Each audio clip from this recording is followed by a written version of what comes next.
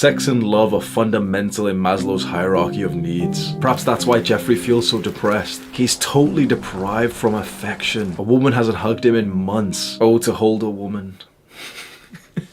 Jeffrey wonders to himself why his generation feels so damn lonely. We're the most socially connected generation ever. Maybe that's the problem. He looks around and sees everyone he knows with their heads buried into their phones. It's hard not to feel depressed when this is what our generation has come to. Jeffrey wonders if he could make a change. If he could suddenly make his generation more social, to take them away from their addictions to technology. There was a movie that Jeffrey watched which said that if he killed the head vampire, all of the minions would follow. And so for the first time in Jeffrey's life, he has a mission, he has purpose. The state of social media has become very ironic, where now social media makes you antisocial. I think it's very clear for anyone to know that the more time you spend on social media, the worse your life becomes, the worse your social skills becomes, the worse your mental health becomes. And so what we see around us in our generation of young people is everyone who has succumbed to the addictions of these apps. Because there's a lot of pleasure and dopamine to be gained when you invest into these apps and you get likes and you post pictures and you get DMs and you get a response from someone, and look, there's attractive people and there's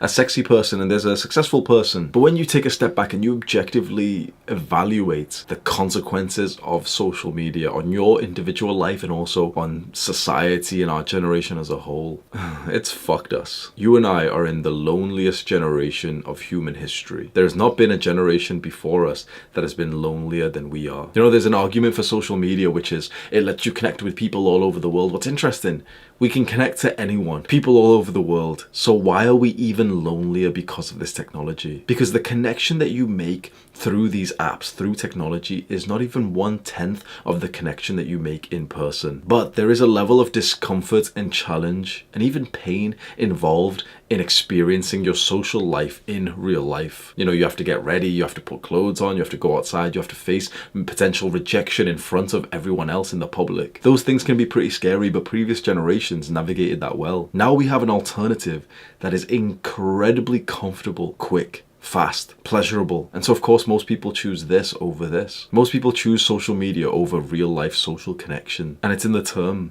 social media. You've always known media isn't good for you, whereas social connection is a very beautiful thing. So we've always wanted to connect with more people. It's just a struggle when they're currently addicted to Instagram. I just randomly saw a glimpse of my 22nd birthday party. I turned 22 years old. Fucking hell. And it was literally like the loneliest moment of my life. So I had just finished university and I had experienced quite like a vibrant social life. I was in the party, drug scene. So of course, you know, the social life I did have wasn't incredibly high quality, but it was at least something. And I did have people around me and, you know, friends and girls and everything. And slowly and surely, with worse mental health, it's so clear when I look back now that of course my life went worse when I started overindulging in social media, video games, porn, junk food, drugs, or smoking weed every day. I started all those bad habits and my life just went down and down and down and down. I went from being quite like a popular sort of party kid, and I was known in like the clubs and everything by girls, by like the guys I would go out with, and you know, guys would like come up to my apartment, my room in the student accommodation to like pre-drink and everything, to just slowly becoming more of a recluse and just spending more time on the internet. I remember my 21st birthday party was in a festival. Like I turned 21 on the day that we all went to a festival, you know, so hyped,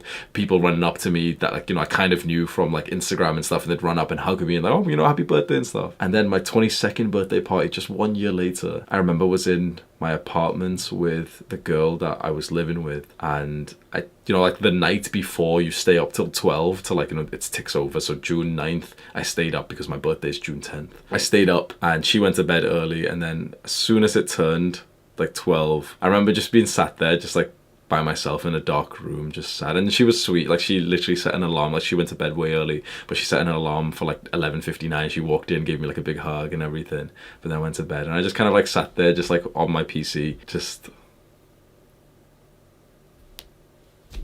incredibly lonely. I had lost friends and my social life, and do you know what was interesting is that that was the loneliest period of my life, and yet compared to the 21st birthday party where I was, you know, I felt so much more social. At age 22, I had more Instagram followers. I was getting way more likes on Instagram. I had way more pictures. By all accounts, I would have seemed more popular and more social, and perhaps even happier at age 22, even though I was deeply lonely. I had quite literally one person in my life, and that was the girl that I was seeing, and that was quite an unideal relationship, which is no disrespect to her, because honestly when I look back, it's like she was actually like a wonderful woman, and I just wasn't at the level of, you know, sort of development, especially in terms of mental health, where I could actually be like a good partner and sort of like nourish her feminine energy and praise her and appreciate her so that she would kind of give it back to me. So I wasn't at that level. I just remember being very, very lonely that day. And you know what's very interesting? That shortly after that birthday, COVID happened, the lockdown happened, and then I decided to make like a very big change in my life. You may know the date that I'm about to say. It's May 2020 was like when I decided to make a change of my life. I moved out, so I left my girlfriend, I moved out, came back home, deleted everything, turned everything off, and just lived like quite a peaceful life full of discipline. I set like a military kind of routine. I would wake up at the same time, I would eat at the same time, I would go to sleep at the same time, I would work at the same time, I would stay fasted, so I would wake up, not eat anything for a few hours, work, go outside, and this was through the COVID lockdown and stuff, but I would go outside to like exercise and run, and I started working out outdoor in like woods. Literally I would work out in the fucking woods. No social media, no friends. I promise you, I really promise you, this is the truth. I didn't have a friend for about 5 months. 4 to 5 months. For about 4 to 5 months, I moved back home, and the only time I would speak to people was either my family or just the off random person who I'd kind of like walk past, and I would like, you know, kind of awkwardly kind of say like hello to them whilst I was trying to practice my social skills. And that period of my life, I look back and I don't remember feeling lonely at all. You know why? I remember actually feeling quite socially fulfilled. I remember that there was a need to make more friends, and there was one guy that I made friends with. His name's Jonathan, and it was when I was working out in the woods. So I would work out in this way called like gymnastic rings. I would use this equipment, and one time this guy just walked past and he was like, oh, you're on the rings, like I use the rings too. And me and him became friends, and we started working out a few times a week.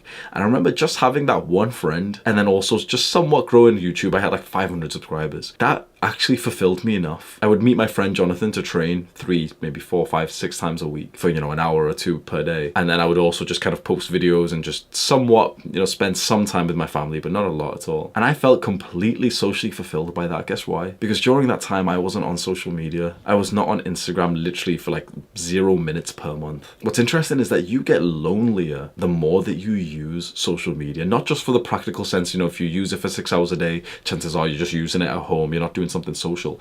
But it's really because of like this social comparison that when you use social media, you kind of see other people too much. You see and remember way too many people that shouldn't be in your mind, who are, no offense to them, but they are irrelevant. They're not important. What matters is you in your real life and the people around you. But when we're on social media, we see hundreds, thousands of more people, and that really fucks our brain, because our brain kind of understands like, oh yeah, like we're not really friends with them, we haven't seen them in a while, they don't talk to me, they didn't invite me, you know, they're all like this is a group of people, they didn't invite me. You see this glimpse into perhaps a fake life that people are representing, and your brain can't help but to feel like shit and so lonely because of it. Loneliness is a very painful existence, and I think we all experience at least some form of that over the last few years. I think it should be one of your priorities on your self-improvement journey as you go about trying to improve yourself and, you know, develop a new version of yourself, to really consider the importance of social connection. I remember once my friend Chris said to me in the gym, we were sat in the sauna and we were talking about like happiness, and he had just read a book called, I think, Akai, some like Japanese kind of book, and it talked about like living a long life. And he actually mentioned that one of the things that's found to be the biggest influencer of a long, happy life is social connection. It is so incredibly important for us.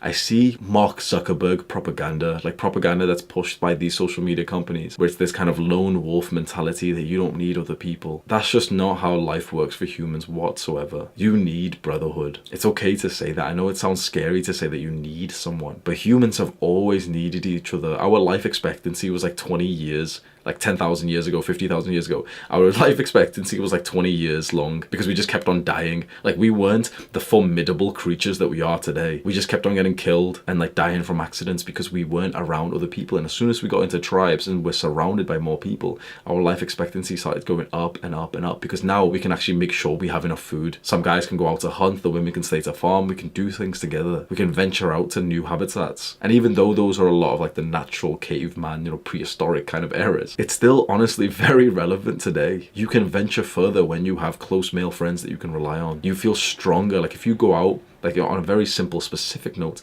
if you go out at nighttime in an environment that you don't feel comfortable, if you're by yourself or with a girl, you will feel quite anxious, and it will fuck with your head. And suddenly, if you're rolling with 5 of your boys that you trust, that you respect, that you know are strong men who have been leveling up themselves just like you have, suddenly you feel way stronger and more capable and way more confident. That's exactly what we need. You need to be in a gang. You need to be in like a group. You need brotherhood, you need friends, you need social connection. It's okay to say that we need things, because only with this level of awareness and humility to say, yeah, you know what, I do need other people. I so desperately need other people in my life. I'm not okay with being by myself. I'm not okay with being the fucking lone wolf. That's boring as fuck. I don't want to be solo for the rest of my life. When you say these things and you admit them, that's when you can actually start to take some practical steps to fulfilling that need. Social media makes you fine with not fulfilling it. It makes you fine with just staying indoors and just getting some kind of fix, like some kind of feel that you're being social, like an arbitrary, artificial